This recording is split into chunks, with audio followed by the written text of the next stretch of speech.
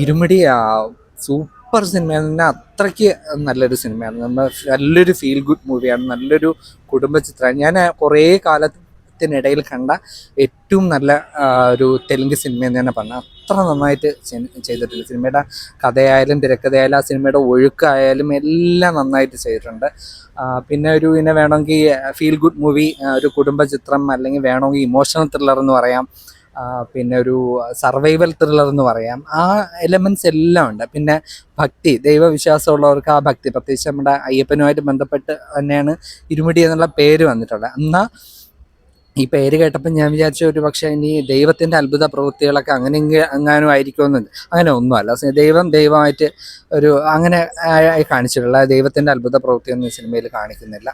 ഒരു നല്ലൊരു ഒരു ഒരു ഫീൽ ഗുഡ് ഫാമിലി മൂവി. നമ്മൾ മോഹൻലാൽ, മീന അങ്ങനെയൊക്കെ ഒരു കോമ്പിനേഷൻ നമ്മൾ ഫാമിലി ആയിട്ട് കാണിക്കുമ്പോൾ നമുക്ക് ഇഷ്ടപ്പെടുന്ന പോലെ രവിതേജ, പിന്നെ പ്രിയ ഭവാനി ശങ്കർ നായികയായിട്ട്, പിന്നെ ആ മോളുടെ കാര്യം അത് പ്രത്യേകിച്ച് ഈ സിനിമയുടെ ഏറ്റവും വലിയ ഹൈലൈറ്റ് ആ കുട്ടിയാണ് ബേബി നക്ഷത്ര. അത്ര ഭംഗിയായിട്ട് ആ മോള് അഭിനയിച്ചിട്ടുണ്ട്. നമ്മുടെ മലയാളത്തിലൊക്കെ മലയാളി കുട്ടിയാണ്. പൃഥ്വിരാജിൻ്റെയൊക്കെ മോളായിട്ടൊക്കെ അഭിനയിച്ചിട്ടുള്ള കുട്ടിയാണ്. അത്ര ഒരു ഒരു ഒരു യാതൊരു പരിഭ്രമവും ഇല്ലാതെ, അത് മറ്റൊരു ഭാഷയും കൂടെയാണ്, തെലുങ്ക് സിനിമയാണ്. അതിൽ അത്ര ഭംഗിയായിട്ട് ആ കുട്ടി അഭിനയിച്ചിട്ടുണ്ട്.